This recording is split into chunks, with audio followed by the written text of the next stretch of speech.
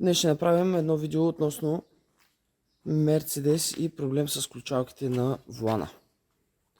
Специално този създаде следния проблем.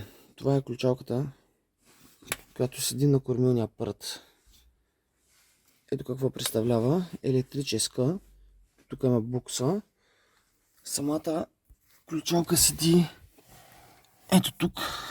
Това е кормилният апарат, който виждате. Ето болтовете, където са. Този правоъгълник в средата е място, където влиза палеца и заключва кормилния апарат. Имахме следния проблем. Влизаме в буса. Ето какво представлява ключа на буса. Вкарваме ключа и не получаваме абсолютно никаква реакция. Нищо не се чува. Съответно не можем да завъртим и ключа. Волана остава заключен. Това определено е проблем в тази ключалка, или електрически проблем в мотора, или механичен проблем. Самия палец не отключва. Когато стане това нещо на пътя, най-добрият вариант е вадите ключа така и с някакъв инструмент, ако нямате чук, някакъв ключ, причуквате леко мотора и целият механизъм. Ако има някаква засечка, да получи някаква вибрация и да освободи, в този момент вкарвате ключа и би трябвало да отвори и да не създава проблем. Когато сте на път, е хубаво да оставяте ключа на волана, за да може тази ключалка да не заключва до момента на прибирането ви, за да може вече да вземете някакви мерки. Този механизъм по принцип е сложен с два болта. Тези болтове са направени така, че при слагането на механизма и затягането главите се късат. По този начин не можете да развиете тези болтове, за да се свалите после ключалката и да направите някакъв преглед или да се смени, дори не знам дали се продава само ключалката. Трябва да смъкнете волана с целия прът. Това, което направихме, са две резки на самите глави, за да можем да ги развием с отверка. Така, свалихме ключалката, разбрахме, че има някакъв проблем с нея. Алтернативно решение, което се предлага, е ето тази електроника. Това се казва емулатор, който целта му е при вкарване на ключа в ключалката. Ето светва зелено. Целта му е да даде сигнал към този сензор тук, който е на ключа. Когато вкарате ключа, тази електроника автоматично показва, че ключалката е отключила. Общо взето залъгва компютъра, че ключалката отключва и заключва при слагане и махане на ключа. Така, това е единия случай, който имаме при проблем с тези ключалки. Другия случай, който имахме, това е на приятел на една C-класа. Прибира се момчето от път и слиза на бензиностанция, връща се, влиза в колата, вкарва ключа в ключалката и отново никаква реакция. Следователно, сега ще ви покажа на ето тази. Ключовете са подобни.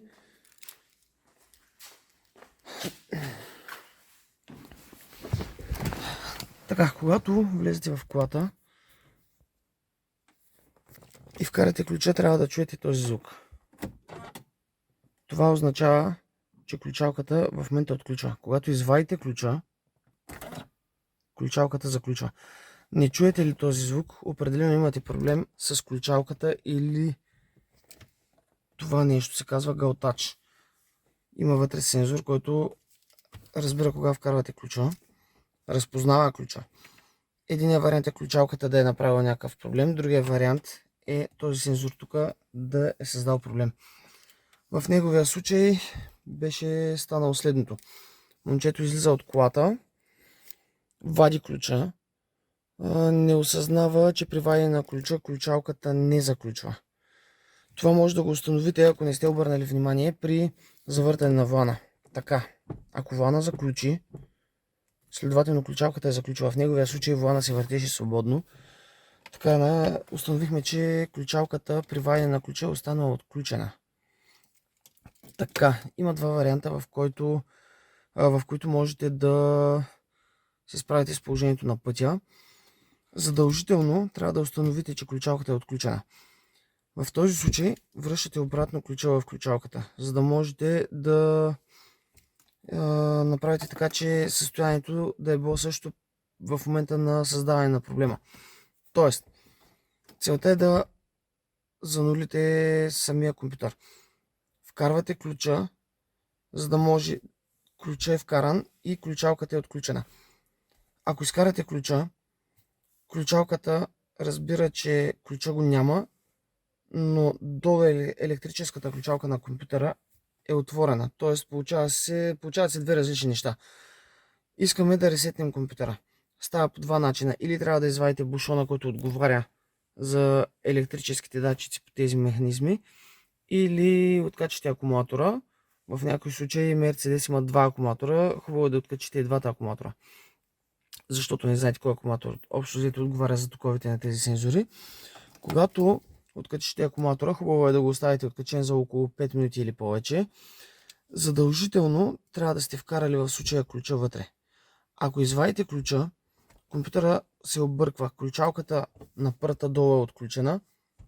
Следователно ключа трябва да е вътре. Ако е изваден, се получават две различни неща. Два различни сигнала. Ключа е изваден, а ключалката е отключена. А тя трябва да е заключена. Затова вкарвате ключа, откачате клемите на акумулатора или на акумулаторите за около 5 минути и ги закачате. По този начин ресетвате компютъра и паметта му. И ако има такъв бъг забиване, това нещо се оправя. Това беше този случай. Другия момент, който искам да обърна внимание, е как да предотвратите по-бързото амортизиране на тези ключалки, които са на пръта, която ви показах и на буса. Така, при слагане на ключа, ключалката отключва. Представете си нормален механизъм с нормален ключ.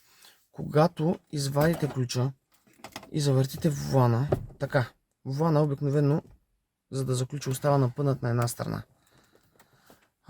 При вкарване на ключа и завъртане на нормална ключалка, механична ключалка, не можете да завъртите ключа преди да натиснете волана в другата посока и да освободите ключалката. Когато освободите ключалката, успявате да завъртите ключа лесно. Когато ключалката е електрическа, ако това се получи и волана остане напънат на ключалката, при вкарване на ключа електрическата ключалка принудително освобождава волана.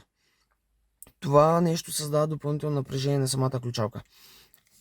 Хубаво е, когато вадите ключа, да пуснете кормилото да остане в свободен ход, да не напъне самия кормилен прът към ключалката и тогава вадите ключа.